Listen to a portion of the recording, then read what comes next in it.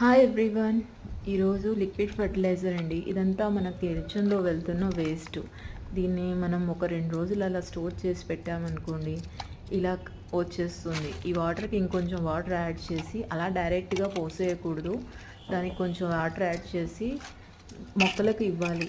మొక్కలకు ఇస్తే అవి చాలా బాగా ఫ్లవరింగ్ కానీ ఫ్రూటింగ్ కానీ ఇస్తాయండి. మన కిచెన్ వేస్ట్ నుంచి వెళ్ళిన ఈ దీంతోటి మనము మొక్కలకు ఇచ్చామనుకోండి, ఇందులో మెగ్నీషియం, పొటాషియం, ఫాస్ఫరస్ చాలా పుష్కలంగా ఉంటాయి. వీటిని ఇవ్వడం వల్ల మొక్కలు చాలా హెల్తీగా బాగా వస్తాయండి.